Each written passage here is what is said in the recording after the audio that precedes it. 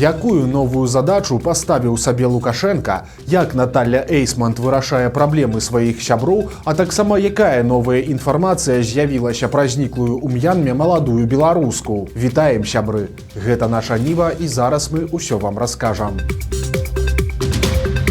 Лукашенко гуляе ў міратворцу і шукае прымянення былому міністру. Вечарам панядзелку ў Мінск прыляцеў Садам Халіфа Хафтар, сын і намеснік галоўнакамандуючага лівійскай нацыянальнай арміі Халіфы Хафтара, які прылятаў у Беларусь у лютым гэтага года. Тады і цяпер гасцей з Лівіі ў аэрапорце сустракаў асабіста старшыня КДБ Іван Церцель. Раніцай у аўторак Хафтара-малодшага прывезлі ў Палац Незалежнасці, і тут звяртае на сябе ўвагу склад удзельнікаў перамоў з беларускага боку. Акрамя Лукашэнкі і Церцеля прысутнічалі віцэ-прэм'ер Віктар Каранкевіч, а таксама былы міністр сельскай гаспадаркі Анатоль Ліневіч, пра якога пасля адстаўкі ў сакавіку нічога не было чуваць. Лукашенко сустрэў свайго госця традыцыйным для сябе ў апошні час спосабам і перадаў прывітанне яго бацьку. Жив здоров. Самое главное, передается привет. Хафтару кіраўнік Беларусі пачаў расказваць, як ездзіў у Лівію, калі ёй кіраваў дыктатар Муамар Кадафі. Пасля яго зрынання беларуска-лівійскія адносіны былі спыненыя, але ж цяпер нібыта зноў наладжваюцца. Аднак гэтыя заявы з'яўляюцца перабольшаннем, бо Лукашенко наладжвае стасункі не з цэнтральным урадам у Трыпалі, а з кіраўніцтвам лівійскай нацыянальнай арміі, якая ва ўмовах грамадзянскай вайны кантралюе большую частку тэрыторыі краіны. Ад Беларусі гэтым военачальнікам трэба ў першую чаргу ўзбраення, і гэта пацвярджаецца тым, што ў Палацы Незалежнасці побач з яго гаспадаром сядзеў не міністр замежных спраў Максім Рыжанкоў, а генерал Іван Церцель. Аднак на гэты раз Лукашенко вырашыў пагуляцца ў міратворцу і адшукаць для сябе новую вялікую задачу. Таму ён заявіў, што гатовы працаваць дзень і ноч, каб аб'яднаць Лівію ў адзіную цэлую спакойную дзяржаву. Я знаю, что вы нацелены на то, чтобы принести ливийскому народу мир и покой и объединить в единое целое ливийское государство. Мы в этом плане готовы с вами работать день и ночь. В этом направлении любые ваши предложения, если мы способны на что-то, мы окажем всяческую помощь и поддержку лівійскому народу. Па выніках сустрэчы былога кіраўніка Мінсельгасу Ліневіча дзяржпрапаганда прадставіла кіраўніком прадпрыемства з назвай Беллептрейд, якое ў Лівіі збіраецца вырошчваць пшаніцу. Па словах Ліневіча, беларускія спецыялісты хочуць прадаставіць свае веды і тэхналогіі, каб накарміць народ афрыканскай краіны, але гэтым планы не абмяжоўваюцца, бо лукашэнкаўцы збіраюцца пабудаваць малочна-таварны комплекс, птушкафабрыку і стварыць зборачнае прадпрыемства для беларускай тэхнікі. У Лівію ўжо нібыта адправілі пробную партыю трактароў МТЗ. Арыштаванага дырэктара Палаца Рэспублікі адпусцілі на волю. І ў гэтым яму дапамагло сяброўства з Натальяй Эйсмонт. У жніўні мы расказвалі пра вялікую карупцыйную справу, па якой затрымалі некалькіх кіраўнікоў буйных івэнт-кампаній разам з Максімам Прыхадоўскім, кіраўніком Дзяржаўнага Палаца Рэспублікі. Пад следствам ён прабыў крыху больш за 2 месяцы. Спачатку чыноўніка перавялі СІЗА пад падпіску аб нявыездзе, а днямі з яго знялі ўсе абвінавачанні і адпусцілі на волю. Адзінае, што ён страціў ва ўсёй гэтай гісторыі, гэта пасаду. Прычым, як нам расказала інфармаваная крыніца, калі Прыхадоўскі вярнуўся на былое месца працы па свае рэчы, то ледзь не з парога заявіў, што з турмы яго выцягнула Наталья Эйсмонт. Цытата: «Наталья Мікалаіўна можа ўсё». Па словах Прыхадоўскага, у іншых фігурантаў такой сяброўкі няма, таму ім давядзецца яшчэ пасядзець. Як расказваюць былыя калегі, перад сваім затрыманнем былы дырэктар Палаца Рэспублікі зусім страціў пачуццё меры і ўсяляк падкрэсліваў, што мае грошы, пачынаючы з дарагіх гадзіннікаў і заканчваючы новымі элітнымі аўтамабілямі проста з салона. У размовах ён пастаянна спасылаўся на свае сувязі, паўтараючы, што Эйсмонт яго сяброўка. Пасля выбараў у гэты спіс дадалася і Ганна Сялук, нявестка Аляксандра Лукашэнкі. Акрамя таго, нам стала вядома, якія карупцыйныя схемы круціў Максім Прыхадоўскі. Ён аддаваў іншаму арыштаванаму па яго справе Аляксандру Манышаву дарагую тэхніку ў арэнду. Яе вывозілі з палаца ледзь не ўначы, а пасля яна ўсплывала на закрытых вечарынах пад Мінскам і на буйных вяселлях з запрошанымі расійскімі зоркамі. Апаратура каштавала мільёны даляраў, а Прыхадоўскі аддаваў яе без аніякіх дакументаў і, вядома, усе грошы забіраў сабе. Акрамя таго, чыноўніка вінавацяць у гульнях на дзяржзакупках, а таксама ў тым, што ён разам з тым жа Манышавым цалкам кантраляваў канцэртную дзейнасць у Беларусі і наўмысна прайграваў тэндары, каб артысты сыходзілі выступаць да канкурэнтаў.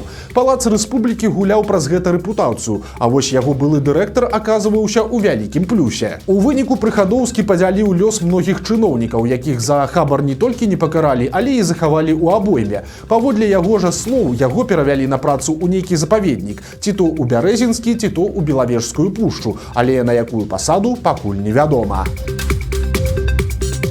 У Беларусі працягваюць рыхтавацца да вайны, і гэта вельмі трывожны знак. Сёння на палігоне пад Барысавам прайшлі маштабныя вучэнні грамадзянскай абароны, мэта якіх была прадэманстраваць гатоўнасць сілавікоў і цывільных арганізацый да ўмоў ваеннага часу.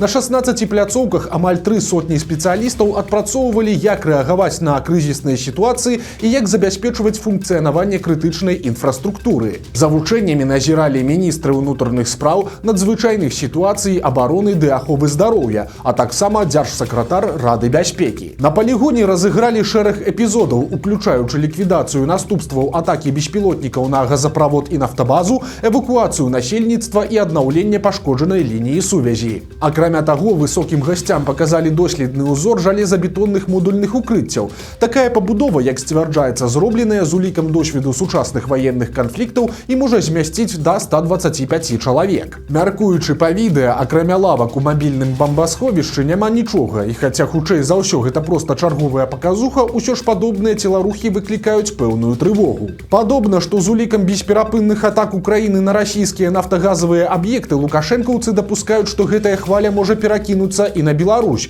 а дэманстрацыя мабільных бамбасховішчаў і трэніроўкі па масавай эвакуацыі толькі ўзмацняюць гэтую думку. З'явілася новая інфармацыя пра зніклую і меркавана забітую ў М'янме маладую беларуску. Іміграцыйнае бюро Таіланда абвергла інфармацыю пра тое, што 26гадовая Вера Краўцова, якая прыехала на працу ў сталіцу краіны, была вывезеная адтуль гвалтам. Прэс-сакратар ведомства паведаміў, што грамадзянка Беларусі прыбыла ў Таіланд 14 верасня, а праз 6 дзён зляцела рэйсам у сталіцу М'янмы Янгон. Дзяўчына прайшла іміграцыйны кантроль самастойна, і кадры відэаназірання не паказалі ніякіх прыкмет прымусу ці ціску. Па непацверджанай да канца інфармацыі, па прыбыцці ў М'янму Вера Краўцова замест працы мадэллю стала рабыняй у махлярскім кол-цэнтры. У яе абавязкі ўваходзіла абслуга гаспадароў і развод багачоў на грошы праз сайты знаёмстваў. Вызваленая з таго ж скам-цэнтру грамадзянка Расіі расказала, што беларускі ўжо няма ў жывых. Веру Краўцову нібыта забілі дзеля органаў, а ў яе сваякоў пасля запатрабавалі 500 000 даляраў за цела. Такіх грошай у сваякоў не было, і ў выніку загінулую крэміравалі. Праўда, гэта ці не дагэтуль невядома, але расійскі тэлеканал РЕН-ТВ са спасылкай на свае крыніцы пацвердзіў гібель беларускі, але ж гэтую інфармацыю афіцыйныя органы дагэтуль не пракаментавалі.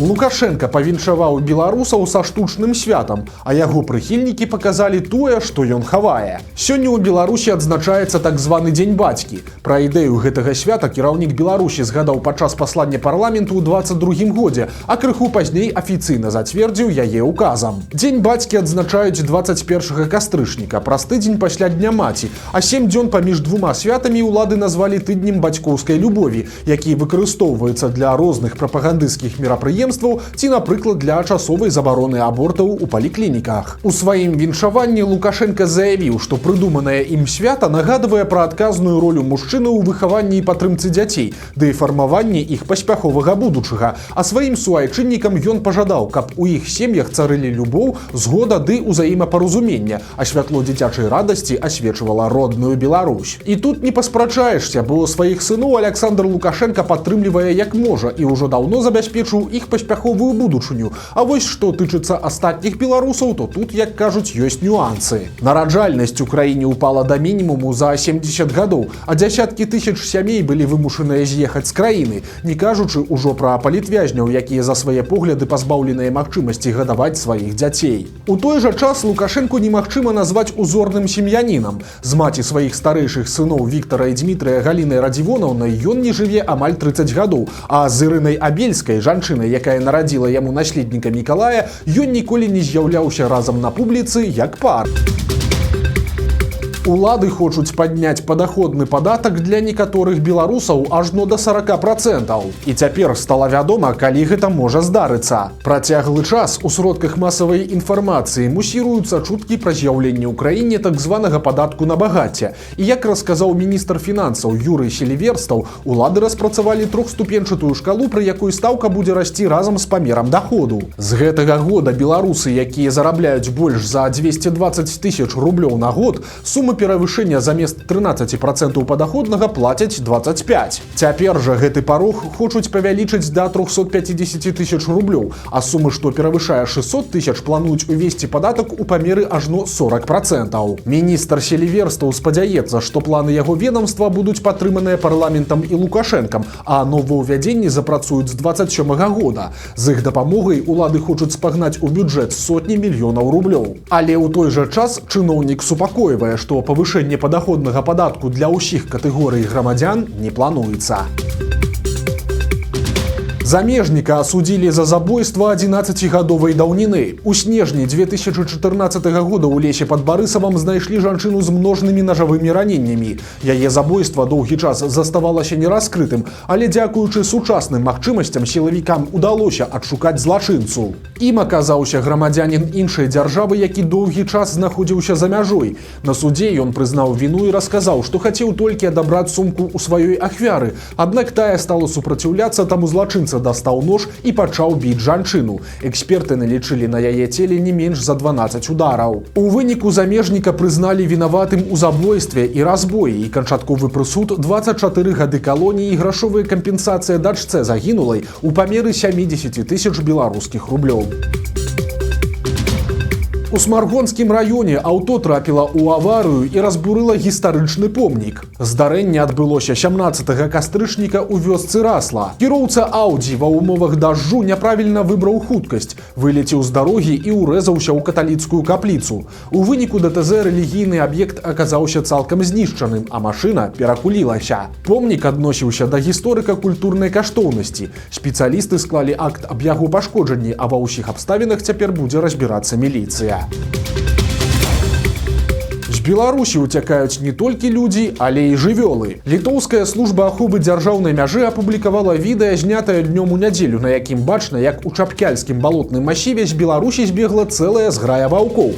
У кадры сістэме назірання трапіла ажно 9 звяроў. У гэтым месцы праз нестабільны грунт і прыродныя перашкоды немагчыма было ўстанавіць ахоўную агароджу, таму гэты ўчастак мяжы ахоўваецца пераважна з дапамогай відэаназірання. Прыродныя асаблівасці перашкаджаюць нелегальнай міграцыі, але не замінаюць розным драпежнікам. Вось такія навіны аўторка. Подписывайтеся на канал, ставьте лайки альбо дизлайки и выказывайте заўвагі ў каментарах. И, конечно, читайте нашу Ниву, глядите нашу Ниву и любите Беларусь. До сустрэчы заўтра.